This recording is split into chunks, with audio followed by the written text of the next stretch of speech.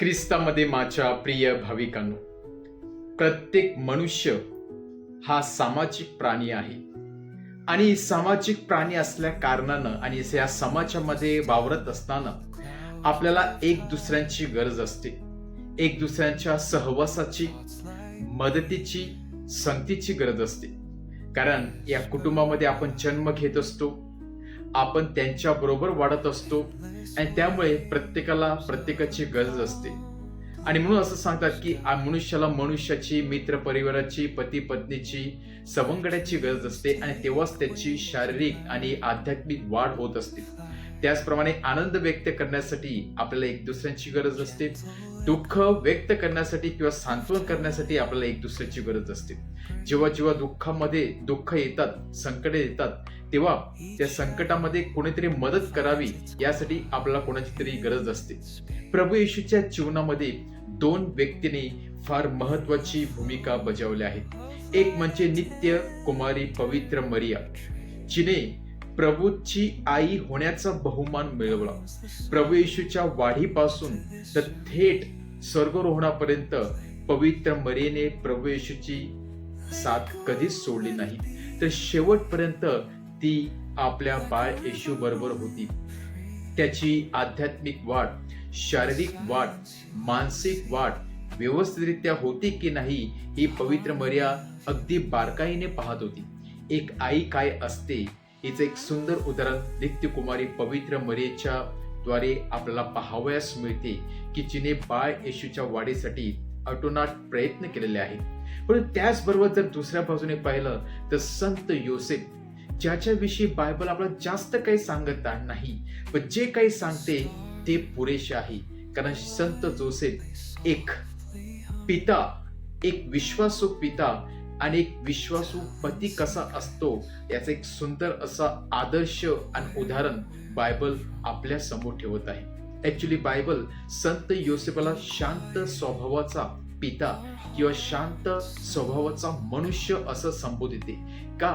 कारण संत योसेफचा स्वभाव हा शांत होता, परंतु या शांततेमध्ये त्याने बाळ येशूला खूप काही शिकवलेलं होतं. या शांततेमध्ये त्याने आपल्या प्रभू येशू ख्रिस्ताला या जीवनामध्ये येणाऱ्या तुफानाशी किंवा या जीवनामध्ये येणाऱ्या संकटाशी लढायला शिकवलेलं होतं.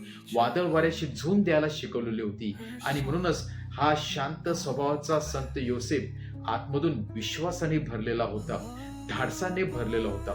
जेव्हा जेव्हा प्रभू येशू ख्रिस्ताला पवित्र मरियेला कोणाची तरी मदतीची गरज हवी होती, कोणाची तरी सहवासाची गरज होत होती, तेव्हा तेव्हा संत योसेफ एका ढालीप्रमाणे त्यांच्या बाजूला उभा राहिला.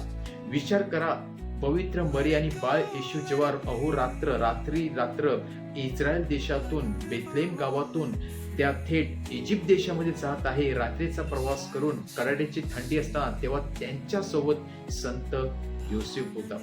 तो त्यांना पूर्णपणे साथ देत आहे. त्यांची साथ शेवटपर्यंत सोडत नाही. इजिप्त देशात राहिल्यानंतर परत येत आहे, त्यांच्या बरोबर राहत आहे. आणि कुठलाही शत्रू बाळ येशूच्या केसाला देखील धक्का लावू शकत नाही, हात लावू शकत नाही. कारण एका बाजूला विश्वासाने भरलेली पवित्र मरिया, दुसऱ्या बाजूला विश्वासाने भरलेला संत योसेफ होता. आज देऊळ माता संत योसेफ, विश्वासाचा पिता, याचा सण साजरा करत आहे. बायबल आपल्याला त्याच्याविषयी थोडं सांगत आहे, परंतु जे काही सांगत आहे ते आपल्याला पुरेसे आहे.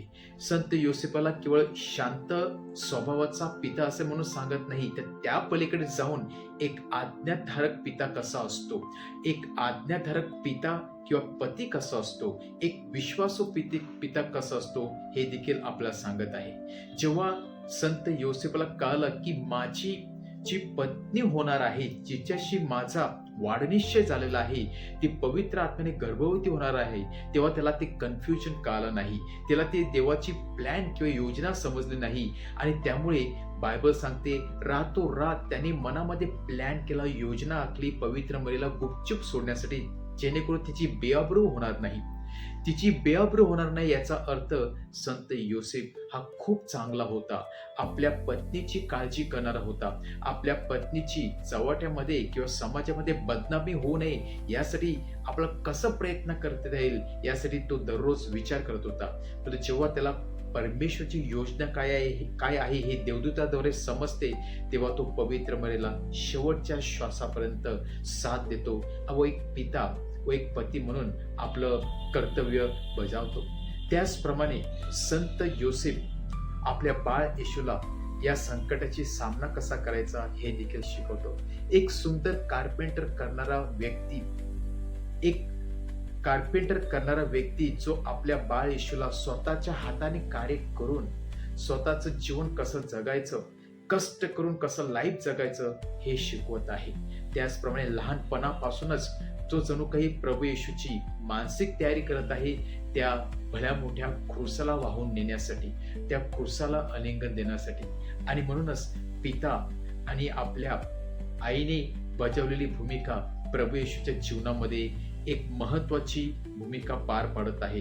प्रभू येशूच्या जीवनामध्ये फार एक प्रकारचा बूस्ट किंवा एक प्रकारचा एनर्जी प्रभू येशू ख्रिस्ताला मिळत आहे. जे बालपणापासून नित्यकुमारी मैरिया आणि संत योसेफने जे कार्य केलेलं होतं त्याचा फायदा बाळ येशूला होत आहे. आणि म्हणूनच संत योसेफ आज सर्व लोकांसाठी, सर्व जे पती आहेत त्यांच्यासाठी, पिता आहेत त्यांच्यासाठी एक उत्तम असे आदर्श आहेत. त्याने आपला वेळ किंवा आपला दिवस वाया घालवला नाही, तर मुकाट्याने कार्य करून आणि आपल्या कुटुंबाशी पूर्णपणे विश्वास राहून 100% देऊन त्याने आपल्या कुटुंबाची काळजी घेऊन त्याने जे वचन परमेश्वराला दिलेलं होतं ते वचन पूर्ण केलेलं आहे. आज या संत योसेफच्या मध्यस्थीने आपण आपल्या कुटुंबियासाठी प्रार्थना करूया. संत योसेफचा आदर्श आपण आपल्या जीवनामध्ये आपल्याला गिरवता यावा म्हणून आपण विशेष प्रार्थना करूया.